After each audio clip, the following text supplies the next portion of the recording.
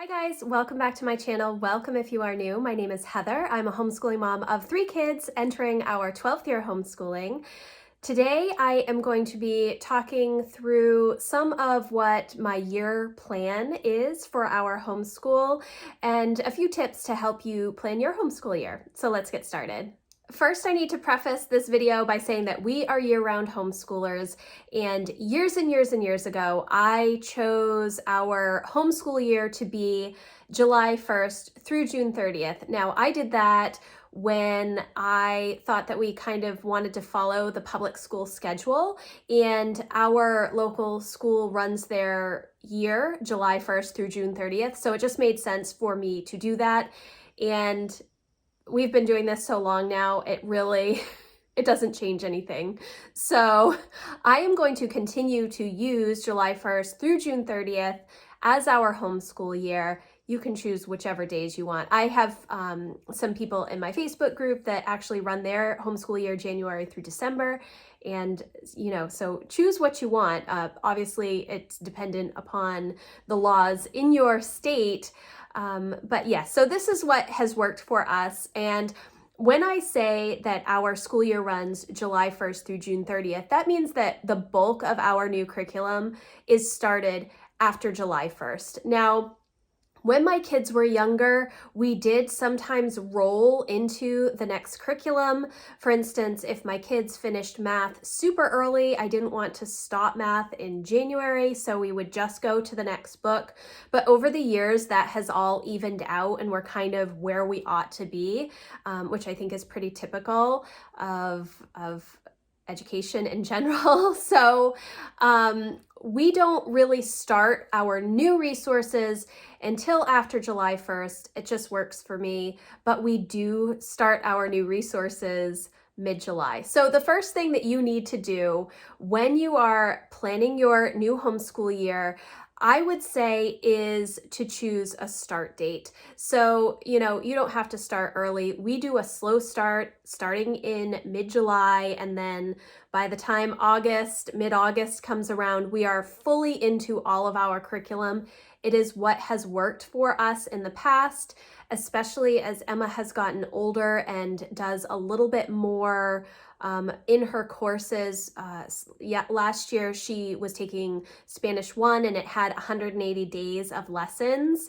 So we really needed to stay on top of it. It wasn't something that we could really double up on. We did have to double up some of that towards the end of the year because we had taken some days off, and it's challenging to do that. So obviously you want to do what works for your family, but we like to start mid-July with a slow start. That means usually our newer curriculum, things that we haven't used or things that will take a full 180 days to complete, that's when we really start those resources. Then the next thing that you want to do is write off all of the days off that you want to take throughout the year. Now, obviously, homeschooling is very flexible, and so you don't know when your kids are going to be sick. You don't know when you're going to be sick or need a mental health day or have an opportunity to have a mini vacation or whatever. But I'm talking about things like holidays that you may take off. We don't tend to take off Monday holidays, but I know a lot of people will take off Monday holidays. Things like birthdays, we take birthdays off in our family. I think this year our school year birthdays are all on weekends, so we don't necessarily need to take time off on those days. When it's during the week, I definitely take a day off. In years past, we've taken weeks off at the kids' birthdays. Yes, so you want to write down all of the days off that you have, if you have planned vacations, that kind of thing, so that you know what days you are able to do school. Now, obviously, you can still do school when you're on vacation, but it's different than what you have planned out for the year curriculum-wise. You don't tend to take curriculum on vacation, but if you go on vacation, there are always learning opportunities. If you go to museums or exploring historical sites or whatever, there is always an opportunity for learning every day, no matter where you are, but maybe not doing the math curriculum on those days. or maybe like writing papers on those days. That's what I'm talking about. So once you have your days off, you can kind of get a visual representation of the days that you are able to school. And so that is what I do in the first part of my Erin Condren teacher planner. Is it has all of these mini monthly calendars. And so I will take the time. I actually do have a initial setup video where I started to go through this, where I write down holidays, my planning days, my monthly conferences with the kids, birthdays, when we wanted our slow start, when we wanted our first day. And then once I have all of that information down, I can sort of see which weeks are going to be good weeks for us for school, which weeks we're going to have to be sort of light on school based on days off, etc. And so this is how I start to figure out when we're going to be doing school throughout our homeschool year. Now, this is part of the reason that we homeschool year round. In Maine, we are required to do 175 days, but that is within a 365-day period. So because I've chosen July 1st through June 30th, I need to get 175 days in that time. There's plenty of time to get 175 days if you're looking at a full 12-month year. And often we will go way over our 175-day count, but I try to keep our formal curriculum within that 175 days. The next thing that I do as I'm thinking about my homeschool year is to figure out how I want to structure our homeschool year. There are so many ways to do this. There really are so many ways to do this. So one way is to do a year-round homeschooling schedule. So if you have 180 days that you're required to do school, that's about 3 weeks of school a month. So you can do 3 weeks of school and have a week off 12 months of the year. Another option is to do something called Sabbath schooling, where you're doing 6 weeks on, 1 week off, 6 weeks on, 1 week off, however long you need to do that. Another option is to do 4 days a week. I know a lot of people will do a 4-day-a-week schedule and then have either like a Friday fun day or a field trip day. Now, those days still count as homeschool days, but they're not going to be days when you're doing your formal curriculum. And most formal curriculum has between like 140 to 180 lessons. You know, they're giving you a full year of material. So you need to keep that in mind when you're planning out your schedule. But you could also do 4 days and have a 3-day weekend and not have that 5th day of homeschooling. Then there is the traditional 5-day-a-week schedule. If you want to start in September and go right through the end of May, you could do that. What we have done in the past is not scheduled vacations or time off from homeschooling. And this has actually worked pretty well for us. The only big block of time that I have really scheduled from our formal curriculum is our break between Thanksgiving and New Year's. And we do still do 2 to 3 weeks of school within that time period, but it is not our traditional curriculum. It is a break from traditional curriculum, and we do Christmas schooling, Advent schooling, more handcrafts and poetry and different read alouds and holiday themed things, you know, Christmas around the world, studying different countries, traditions, that type of stuff. So it's a break from our traditional homeschool curriculum, but we are still doing some school. But this year, I decided that I wanted to schedule in a couple of breaks for us. Now, I originally thought I'm going to do the Sabbath schooling / 4 days a week schooling. So when I went through my calendar, I realized that there were some weeks that we were definitely going to have vacations. Those are like the week of Thanksgiving, the week after Thanksgiving, the 2 to 3 weeks from Christmas through New Year's. I wanted that time down. And so then I had to count out the rest of our days to make sure that we were going to have 175, to make sure that I had enough time for Emma to complete her biology, her Spanish too, all of that done. Typically I like to be done by the end of April because my birthday is at the end of April and Emma's is right at the beginning of May. And so we like to take a few weeks off then, and we like to be done with our full curriculum by that time. So what we are going to do is we are going to have our slow start on July 11th, which I'm really excited about. I'm not entirely sure which subjects Emma is going to be starting first. I think it's going to be biology, Spanish 2, and potentially language arts, just so that she can get a jump on some of the reading that she has to do. She's just about done with all of the summer readers that I got, plus additional summer readers that I got. So probably don't need a whole lot of extra time for her to do reading, but I do like to have her get a little bit ahead in the reading than what is in the language arts schedule. That just works for us. So, and then we're going to have our first official day of school on August 1st. And so that's when we will be transitioning to all of our subjects. So it gives us a good few weeks to slowly get back into a routine for working on school stuff. Now, obviously it is still summer. The weather is beautiful in Maine right through the fall, and we do not spend all day inside every day. We do not do that. Usually we get out of the house, we do school outside, we go to the waterfront, we go to the library. You know, it's not hours and hours and hours of school.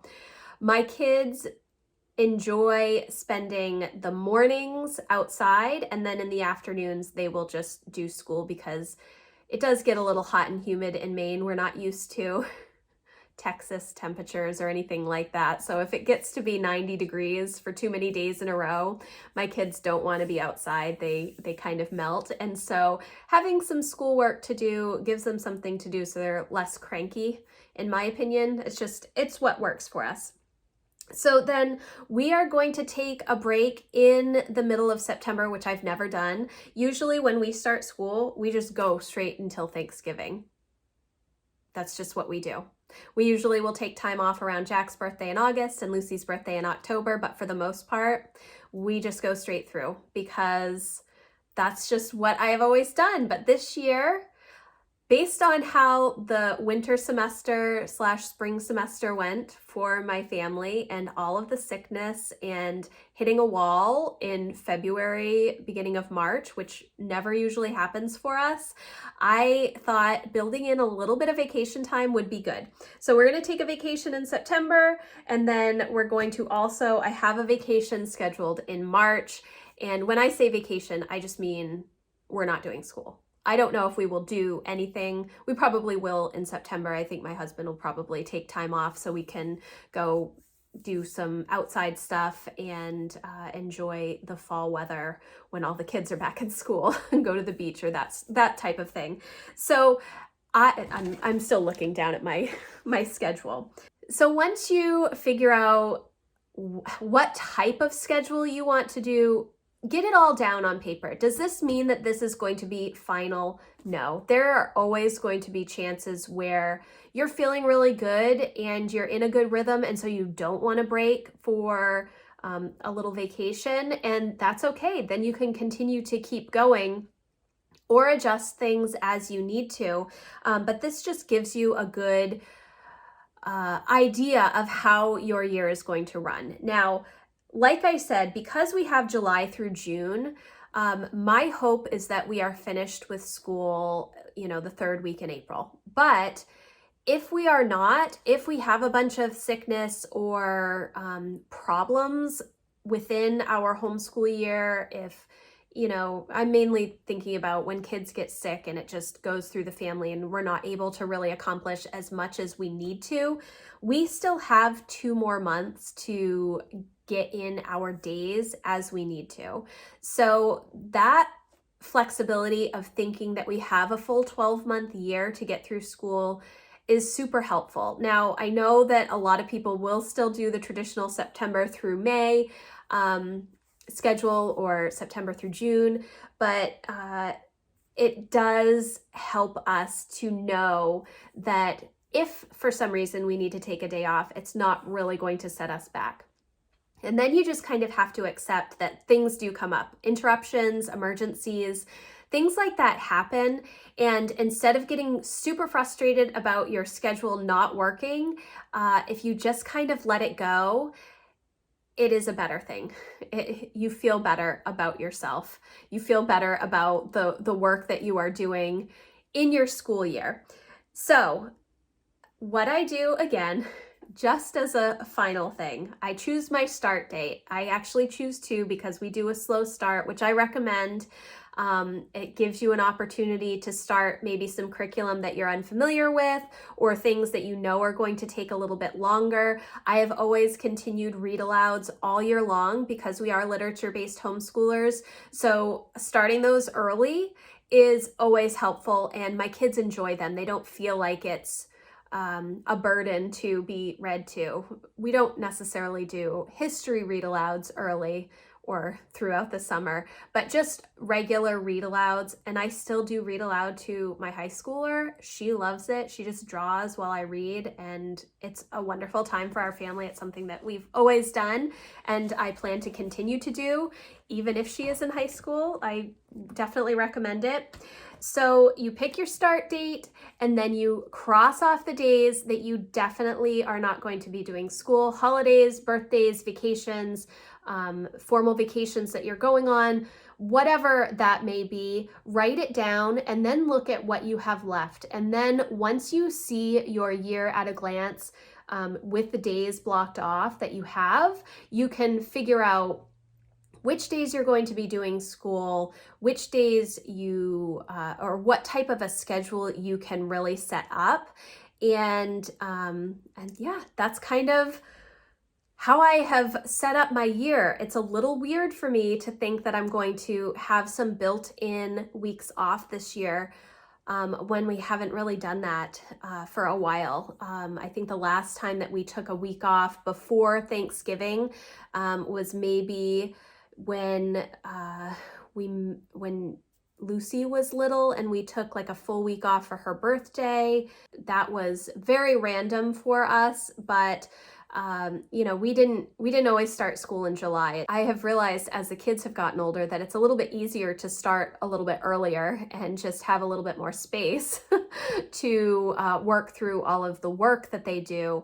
My kids tend to have pretty robust schedules of work throughout the year, and I like that, and some people don't like that, but I do, and I don't mind giving my kids a little bit extra time to work on those things a little bit more slowly as they ease into the year. It's always worked really well for us. So once that is all done and you figure out your days off, then you can put a last day on the schedule, and it's possible that that can shift, but that is the day that you're looking towards to make sure that you are on track. So I have a fall semester where I know I want to be done half of math, half of language arts, half of all of our resources by the time Thanksgiving rolls around, so that we can take a nice long break from Thanksgiving to New Year's. And then for the second semester, you want to make sure that you have half of your work and that you have your end date for that half of work.